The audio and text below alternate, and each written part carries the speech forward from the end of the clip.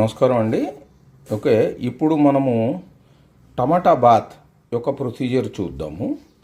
Okay, దీనికోసం basically మనం పోపు వేసేసి దాని తర్వాత టమాటా యొక్క కాన్సన్ట్రేట్ వేసి దాని తర్వాత చెయ్యాలి. కాన్సన్ట్రేట్ అంటే ఏం లేదండి, మనం ఆ టమాటాలని జస్ట్ ఒకసారి గ్రైండ్ చేసేస్తే కనుక ఈజీగా కుక్ అవుతాయి. ఓకే, ఇక్కడ ముందర ఒక కడాయిలో నూనె పెట్టుకునేసి ఇప్పుడు పోపు దినుసులు వేస్తాను. అన్ఫార్చునేట్లీ నా దగ్గర కెమెరా స్టాండ్ లేదు, అందుకని చెప్పేసి నేను చేత్తో చేస్తున్నాను కాబట్టేసి మీకు అవన్నీ వేసిన తర్వాత చూపెడతాను. ఇదిగోండి కట్ చేసినటువంటి దేశీ టమాటాలు, ఎందుకంటే దీంట్లో నేను చింతపండు వేయను కాబట్టేసి ఈ దేశీ టమాటాలని వాడతానండి. ఇప్పుడు మీరు కనుక హైబ్రిడ్ టమాటాలు కనుక తీసుకుంటే కనుక హైబ్రిడ్ టమాటాలు తీసుకోండి. ఇదిగోండి ఇప్పుడు పోపులో కరివేపాకు దగ్గర నుంచి మిగతా అన్ని వస్తువులు వేసాను. ఓకే, కొంచెం దంచినటువంటి ఎల్లిపాయ, ఓకే, దాని తర్వాత కరివేపాకు, ఓకే, కొంచెం వాము యాడ్ చేశానండి. ఇది జస్ట్ ఒక సగం చిటికెట్ వేసుకోండి మీరు, ఓకేనా. ఇదిగోండి టమాటాలు వేసినటువంటి ఇది. ఓకే, నేను ఆల్రెడీ రైస్ కుక్ చేసి పెట్టానండి, ఓకేనా.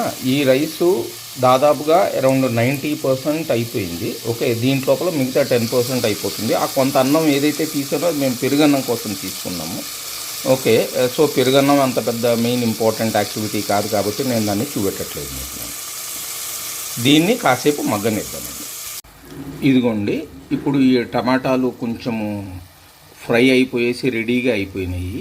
ఈ మధ్యలో నేను లైట్గా పసుపు, కొంచెం కారము, ఓకే, యాడ్ చేశానండి. కొంచెం నీళ్లు ఫైనల్లీ, ఎందుకంటే కనుక మొత్తం వేగిపోయిన తర్వాత కొంచెం నీళ్లు మనకి ఏంటంటే రైస్కి కవర్ అయ్యేందుకు ఉంటాయి అనేటటువంటి ఉద్దేశంతో నేను వేసాను. చాలా తక్కువ నీళ్ళు అండి, ఎందుకంటే ఆల్రెడీ రైస్ ఉడికింది కాబట్టి మళ్ళీ దాన్ని చేస్తే కనుక మీకు మాయిశ్చర్ అయి వచ్చేస్తుందండి దానికి.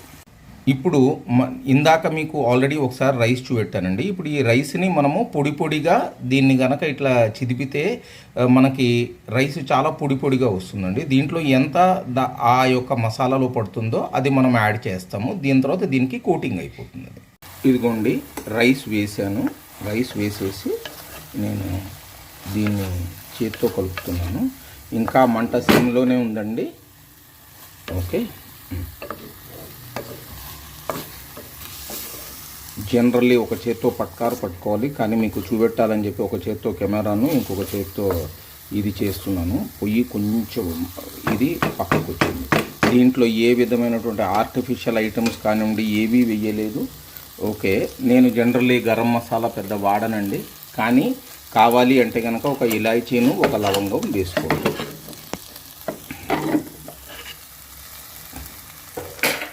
ఓకే, ఇదిగోండి దీన్ని ఇప్పుడు కాసేపు చిన్న మంటలో మనము దీన్ని మగ్గ పెడతామండి. మీకు దగ్గరికి వచ్చినటువంటి రైసు మనము కలర్ దీంట్లో వేయలేదు కాబట్టేసి మీకు టోటల్ డార్క్ రెడ్ రాలేదండి, ఎందుకంటే టమాటాలు ఎంతకంటే గొప్పగా కలర్ ఇవ్వవండి. ఓకే, మీరు మిగతా ఫుడ్ జాయింట్స్లో మిగతా వాటన్నిటిలో వాళ్ళు అజినోమోటోను దాని తర్వాత కలరు, ఓకే, లేకపోతే కొన్ని అదర్ ఇంగ్రీడియంట్స్ దాంట్లో యాడ్ చేస్తారు. ఓకే, కానీ నేను జనరల్లీ చేయను, ఎందుకంటే it is not good for health అనేటటువంటిది ఉద్దేశంతో. ఇష్టం ఉన్నవారు కావాలంటే వేసుకోండి. నేను ఇది లైట్గా టేస్ట్ చేసి చూశానండి, మిగతావన్నీ పర్ఫెక్ట్గా సెట్ అయిపోయాయి. మీకు ఇది పొడి పొడిగా ఉంది. దీన్ని ఇప్పుడు మంట ఆర్పేసి ఒక 5 నిమిషాల పాటు దానిపైన మూత పెట్టి క్లోజ్ చేస్తామండి. కెమెరా కోసం నేను దీని మూత ఓపెన్ చేశాను, జనరల్లీ ఓపెన్ చేయాల్సిన అవసరం లేదు. మీరు ఈ ముందర చేసినటువంటి మసాలా చేసేసుకునేసి పక్కన ఒక బాటిల్లో పెట్టుకుని ఎప్పుడైతే కావాలో అప్పుడు కొంత నూనెను దాని తర్వాత ఆ మసాలా వేసుకొని టాస్ చేసి లైట్గా వాటర్ను కొంచెం పెరుగు యాడ్ చేసేసి మీరు రైస్ కనుక యాడ్ వేసేసారంటే కనుక అది సూపర్ వస్తుంది. దీంట్లోపల కాంబినేషన్స్లో మీరు కొత్తిమీర దీనిపైన ఎట్లాగో చల్లుతారు, కావాలంటే కొత్తిమీర కాడలు వేసుకోవచ్చు, కానీ మరీ ఎక్కువగా వేయొద్దండి, ఎందుకంటే రైస్ ఫ్లేవర్ ప్రామినెంట్ కింద ఉండాలి. రెండో పాయింట్ వచ్చేటప్పటికి మనము చేసినటువంటి మసాలాని సన్నటి సెగలో కాసేపు ఎక్కువసేపు పెట్టామంటే మయాడ్ రియాక్షన్ జరిగేసి మీకు ఒక కాంప్లెక్స్ షుగర్ ఫామ్ అయ్యి ఆ యొక్క గ్రేవీ చాలా అద్భుతంగా ఉంటుంది. కాబట్టేసి అది మీకు ఇంట్రెస్ట్ ఉంటే కనుక చేసుకోండి. ఇవాళ నేను చేసినటువంటి దాంట్లో అదే పద్ధతి అండి. కానీ అది డైరెక్ట్గా నేను ఏంటంటే చిన్న బ్యాచ్ మసాలా చేశాను. ఐడియల్లీ మేము ఇది పెద్ద బ్యాచ్ మసాలాలు చేసుకుని ఒక డబ్బాలో పెట్టేసుకుంటాము.